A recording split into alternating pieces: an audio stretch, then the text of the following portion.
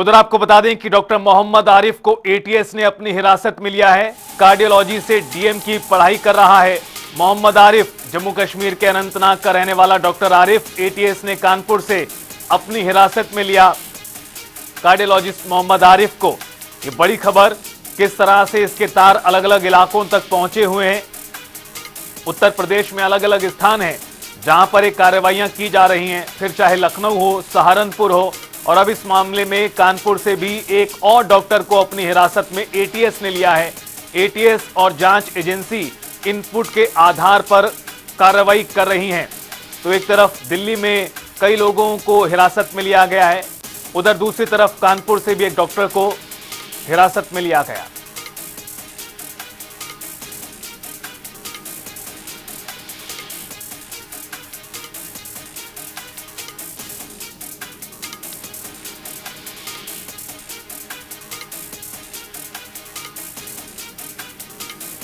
तो एक बड़ी खबर, बड़ी जानकारी आपको बता दें, डॉक्टर मोहम्मद आरिफ को एटीएस ने पकड़ा है।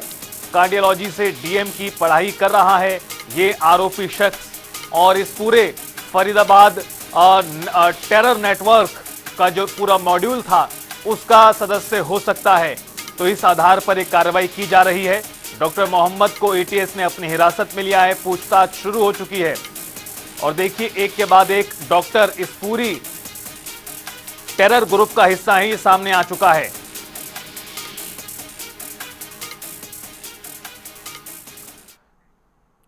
और इस पूरे मामले पर ज्यादा जानकारी के लिए ग्राउंड जीरो से हमारे साथ दो हमारे संवाददाता जुड़ चुके हैं। मुकेश राजपूत फरीदाबाद से हैं और अभिनव श्रीवास्तव हमारे साथ कानपुर से जुड़ चुके हैं। अभिनव, सबसे पहले आपके पास आते हुए, एक और शख्स को इस मामले में हिरासत में लिया गया है एटीएस द्वारा, डॉक्टर मोहम्मद जिसका नाम है, और अब इस शख्स को लेकर किस तरह की जानकारी है, कौन है ये, किस तरह की भूमिका इसकी यहां पर थी? देखिए, बिल्कुल आपको बता दूं कि जो डॉक्टर मोहम्मद आरिफ है, इसको यूपी एटीएस से परवेज और शाहीन से मिले इनपुट के आधार पर हिरासत में लिया है।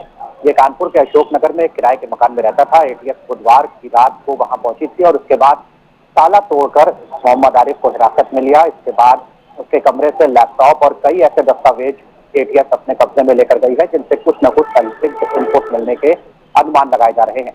हालांकि डॉक्टर मोहम्मद आरिफ जम्मू कश्मीर के अनंतनाग का रहने वाला है। डॉक्टर शाहीन के कानपुर कनेक्शन मिलने के बाद से ही यूपी एटीएस पूरी तरह से एक्टिव है। यूपी एटीएस और एनआईए ने कानपुर में अपना डेरा जमा रखा है। लगातार शाहीन के नेटवर्क को तोड़ने और शाहीन के नेटवर्क के लोगों को खंगालने और ढूंढने का एटीएस और एनआईए प्रयास कर रही है। इसके साथ ही साथ कानपुर कमिश्नरेट पुलिस भी पूरी तरह से एक्टिव मोड में है।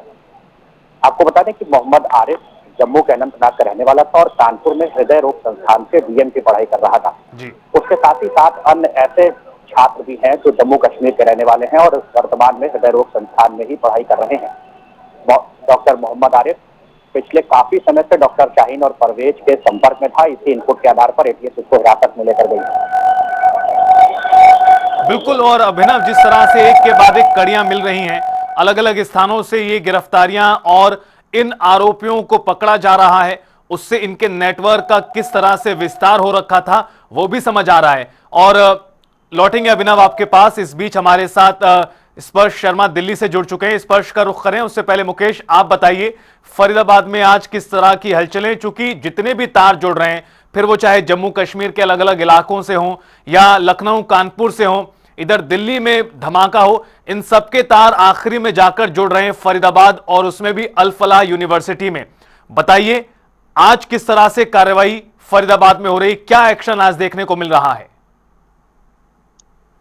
देखिए रितेश, बिल्कुल आपको बता दें कि न सिर्फ तार जुड़ रहे हैं बल्कि तार भी यहीं से जो है इनकी शुरुआत हुई थी अल फलाह यूनिवर्सिटी से, और अब इसके जो तार है वो वापस फिर से जो है वो अल फलाह यूनिवर्सिटी से ही वापस जो है वो जुड़ते हुए नजर आ रहे हैं। क्योंकि डॉक्टर मुकम्मिल की बात करें, डॉक्टर साइन की बात करें या इसके अलावा जो है उमर नबी की बात करें, तो वो सभी लोग भी इसी यूनिवर्सिटी से जो है वो ताल्लुकात रखते हैं। और ऐसे में जाहिर सी बात है कि अब तक जिस तरीके की गतिविधियां फरीदाबाद से देखी गई और दिल्ली में जिस तरीके से कार ब्लास्ट हुआ उसमें उमर नबी का जिस तरीके से जो है वो होना पाएगा, तो साफ तौर पर देखा जाए तो ये सारी जो गतिविधियां हैं फरीदाबाद की अल फलाह यूनिवर्सिटी में ही बैठ करके जो है ये सारा जो षड्यंत्र है वो कहीं ना कहीं रचा जा रहा था। और उसके बाद अब एक और गाड़ी का नाम जो है इसमें सामने आया था, जो कि लाल कलर की इको स्पोर्ट थी, जिसको लेकर दिल्ली पुलिस लगातार परेशान थी। इस गाड़ी को ढूंढने को लेकर के, खोजने को लेकर के लगातार जो है वो एक के बाद एक जो है वो नाके लगाए गए थे। इसके अलावा जो लगते हुए जो राज्य है वहां पर भी जो है वो नाकाबंदी की हुई थी, ताकि इस गाड़ी का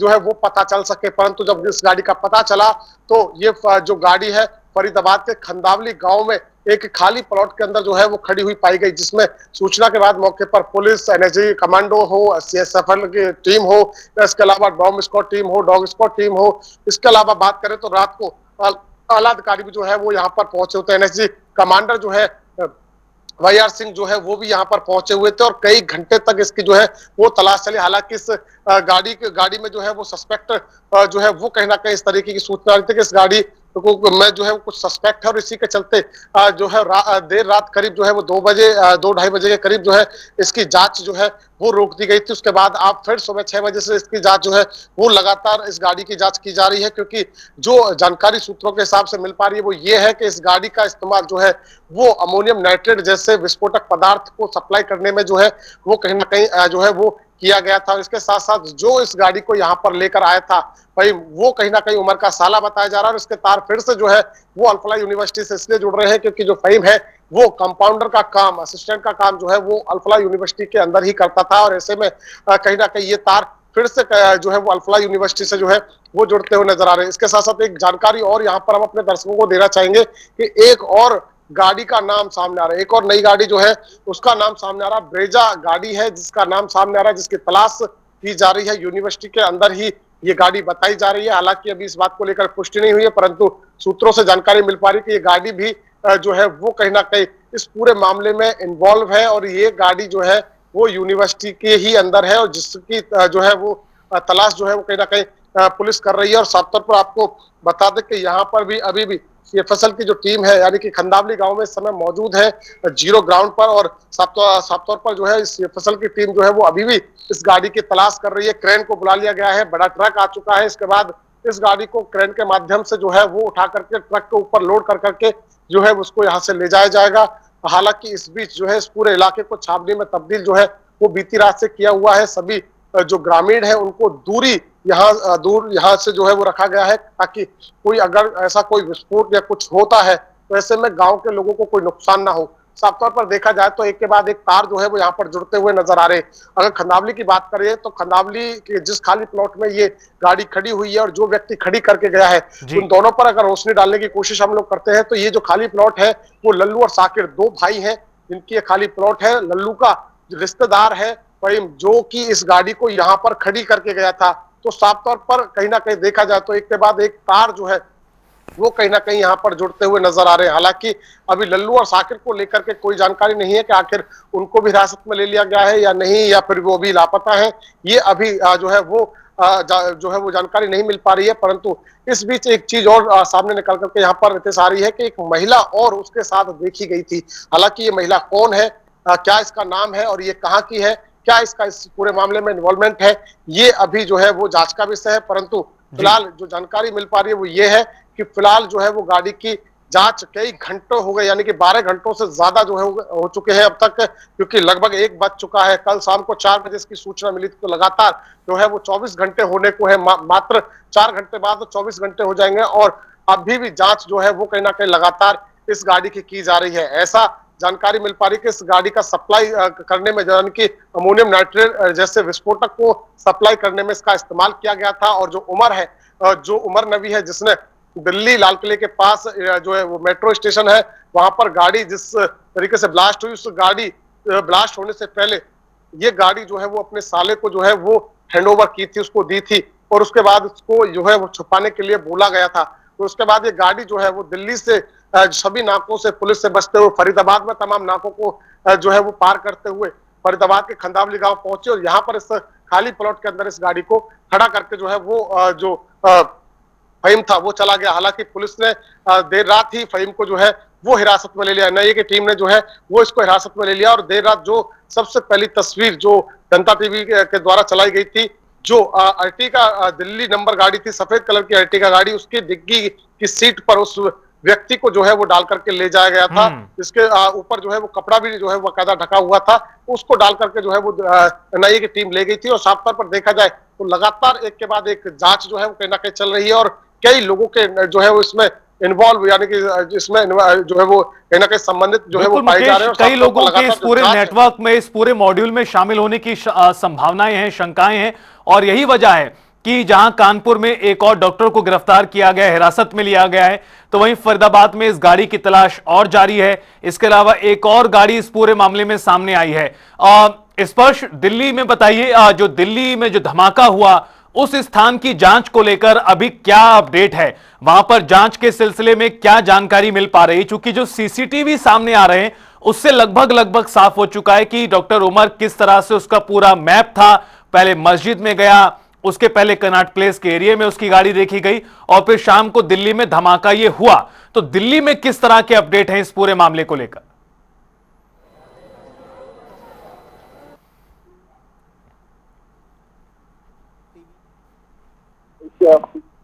सामने आई है।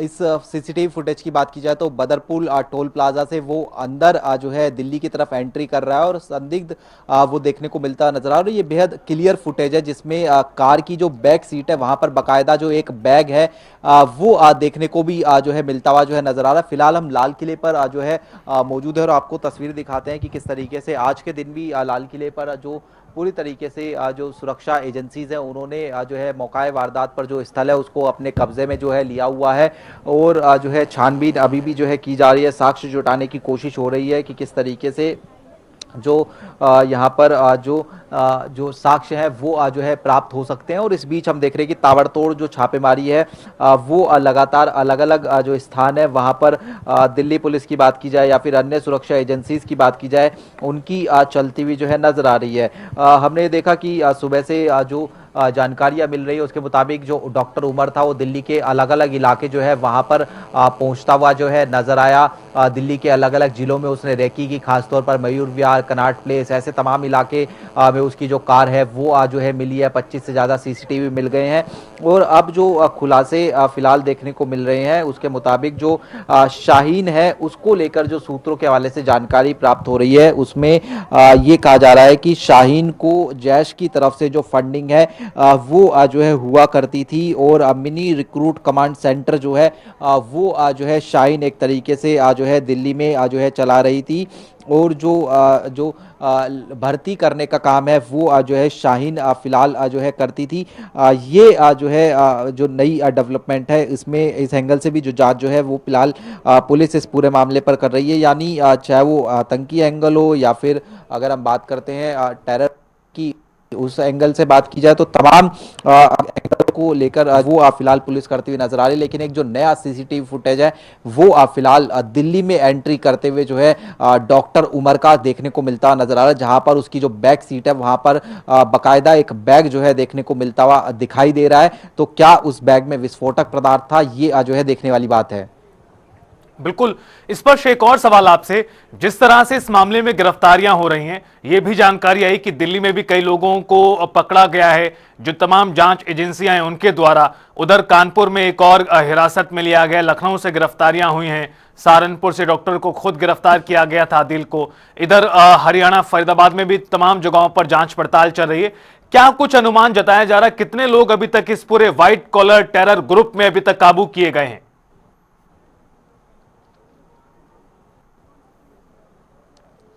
देखिए दिल्ली के साथ साथ चूंकि अलर्ट पर पूरा देश है और खासतौर पर जो उत्तर भारत के राज्य हैं जिसमें उत्तर प्रदेश की बात की जाए या फिर हरियाणा की बात की जाए, जम्मू कश्मीर की बात की जाए, यहाँ पूरी तरीके से अलर्ट पर जो है सुरक्षा एजेंसीज को रखा गया है। और जो भी डॉक्टर आदिल की बात की जाए, जैसे उसकी निशानदेही पर मुजम्मिल जो है वो गिरफ्तार हुआ और उसके बाद में डॉक्टर उमर हो गया, शाहीन हो गई, ऐसे तमाम लोग जो है उनकी जो है निशानदेही पर अगर हम बात करें तो गिरफ्तारी या फिर कहीं की हिरासत में लेने का काम जो है फिलहाल किया जा रहा है। 20 से ज़्यादा लोग जो है वो अभी तक हिरासत में जो है लिए गए हैं, जिनके भी कनेक्शन जो है शाहीन या फिर आदिल, मुजम्मिल और उमर इनसे निकलकर सामने आ रहे हैं। उनको हिरासत में लेकर पूछताछ की जा रही है कि आखिरकार इस जो मॉड्यूल है इनका क्या था, किस तरह की प्लानिंग ये कर रहे थे, क्या सिर्फ एक ही कार थी या फिर जिस तरीके से अब अलग अलग कारें भी निकलकर सामने आ रही। हमने भी जानकारी दी कि पुलिस इस एंगल से भी जांच करी कि क्या सिर्फ i20 कार को ही जो है धमाके में इस्तेमाल किया जाना था या फिर जिस तरीके से इको स्पोर्ट्स कार की बात की जाए, ब्रेजा की बात की जाए या फिर ऐसी कुछ और कारें भी जो है खरीदी गई थी जिनको ब्लास्ट में इस्तेमाल जो है किया जा सकता है। ऐसे तमाम जो सवाल है वो जो है बने हुए नजर आ रहे हैं और इसलिए हम देख रहे हैं कि व्यापक स्तर पर जो जांच है वो फिलहाल जो है की जा रही है। और जो भी इस घटना से जुड़े हुए लोग हैं, चाहे वो अल फलाह यूनिवर्सिटी की बात की जाए या फिर फरीदाबाद में जिस तरीके से बार बार जो कनेक्शन निकलकर सामने आ रहा है, अल फलाह यूनिवर्सिटी को नाक की तरफ से जो नोटिस है वो भी जो है जारी कर दिया गया है। तो तमाम तरीके से जो है एक कड़ी खोजने की कोशिश हो रही है कि जो ये लोग भारत में एक दिल दहला देने वाली साजिश रचने की कोशिश कर रहे थे, भारत को दहलाने की साजिश रचने की कोशिश कर रहे थे, इन लोगों के पीछे कौन है, इनके आका कौन है, जैश है या फिर कोई अन्य टेररिस्ट संगठन है, ऐसे तमाम चीज़ों की जो है जो जाँच है वो फिलहाल की जा रही है। और जो भी अगर हम बात करें दिल्ली पुलिस की बात की जाए, स्पेशल सेल की बात की जाए या फिर अन्य राज्यों की पुलिस की बात की जाए, एक टीम के तौर पर तमाम राज्यों की जो पुलिस है वो काम कर रही है। बिल्कुल एक टीम के तौर पर पूरी इस मामले में जांच पड़ताल की जा रही, दिल्ली से लेकर फिर चाहे फरीदाबाद हो या फिर कानपुर हो या उत्तर प्रदेश के अलग अलग शहरों में। एक बार फिर से कानपुर आपको लिए चलते हैं और अभिनव हमारे साथ वहां से जुड़े हुए हैं। अभिनव, अब इस मामले में हिरासत में लिया गया है यहां से एक डॉक्टर को, इससे सवाल जवाब होंगे, इससे पूछताछ होगी। क्या ये जो पूरा नेटवर्क उत्तर प्रदेश में भी चलाया जा रहा था, सहारनपुर से डॉक्टर आदिल गिरफ्तार हुआ, उधर डॉक्टर शाहीना को लेकर खबर आई कि वो भी इसी तरह से सक्रिय इस पूरे हिस्से में थी, लखनऊ में उसका जन्म हुआ था, गिरफ्तारी फरीदाबाद से हुई है, अब कानपुर से एक डॉक्टर को हिरासत में लिया गया है। कितना बड़ा ये ग्रुप हो सकता है, कहां कहां तक यूपी में इसके तार फैले हो सकते हैं, क्या संभावनाएं हैं अभी? जी बिल्कुल, आपको बता दूं कि जिस तरह से डॉक्टर शाहीन की गिरफ्तारी के बाद यूपी एटीएस एक्टिव हुई और अब डॉक्टर मोहम्मद आरिफ को हिरासत में लिया गया, लगातार डॉक्टर शाहीन और परवेज से पूछताछ चल रही है और उन्हीं के इनपुट के आधार पर डॉक्टर हिरासत में लिया गया है। कई और ऐसे लोगों को हिरासत में लेने की संभावना है और कई और ऐसे लोगों के नेटवर्क में नाम सामने आने की संभावना बिल्कुल जताई जा रही है। हालांकि ये पूरी जो कार्रवाई है वो पूरी तरह से गोपनीय रूप से चल रही है। एनआईए और एटीएस ने कानपुर में डेरा डाल दिया है। जिस तरह से शाहीन लोक सेवा चयन आयोग में चयनित होकर वर्ष 2006 में जीएसडीएम मेडिकल कॉलेज पहुंची थी और 2013 में लापता हो गई थी, बिना बताए अनुपस्थित हो गई थी और उसके लगातार लापता रहने के चलते वर्ष 2021 में शासन ने उसको बर्खास्त भी कर दिया। लेकिन इस बीच 2013 से 2021 तक वो कहाँ रही, इसके बारे में ना ही किसी एजेंसी के पास कोई इनपुट था और ना ही किसी ने इस बात को जानने की कोशिश करी कि आखिर डॉक्टर शाहीन जो 2013 से जीएसडीएम मेडिकल कॉलेज से लापता हुई वो 2021 तक कहाँ थी। लापता होने पर कार्रवाई जरूर की गई, बर्खास्त जरूर किया गया, लेकिन अब जब डॉक्टर शाहीन का नाम इस दिल्ली ब्लास्ट में आया इसके बाद से पूरी एजेंसियां पूरी तरह से एक्टिव हुई हैं, उनके नेटवर्क को खंगाल रही हैं, वो किन किन लोगों से यहाँ पर संपर्क में रही, अभी भी किन किन लोगों के संपर्क में थी, ये नेटवर्क ढूंढे जा रहे हैं। कानपुर कमिश्नरेट पुलिस भी एक्टिव है। कमिश्नरेट पुलिस ने भी यहाँ पर कई लोगों को हिरासत में लेकर पूछताछ की है। जो डॉक्टर उनके साथ रहते थे, उनके नियुक्ति के पत्र, किस तरह से उन्होंने नियुक्ति पाई थी, किस तरह से उनका तबादला हुआ था, जो उनके संपर्क में आया, यानी जो इस ग्रुप का सदस्य हो सकता है, अब निशानदेही और सवाल जवाब के आधार पर तमाम कड़ियों को जोड़ते हुए, या यूपी एटीएस की बात करें, एनआईए की बात करें, पुलिस की बात करें, सभी संयुक्त तौर पर कार्रवाई करते हुए इस मामले की तह तक पहुंचने की कोशिश कर रहे हैं। फिलहाल आप तीनों का बहुत शुक्रिया जुड़ने के लिए और ग्राउंड जीरो से तमाम जानकारी साझा करने के लिए। और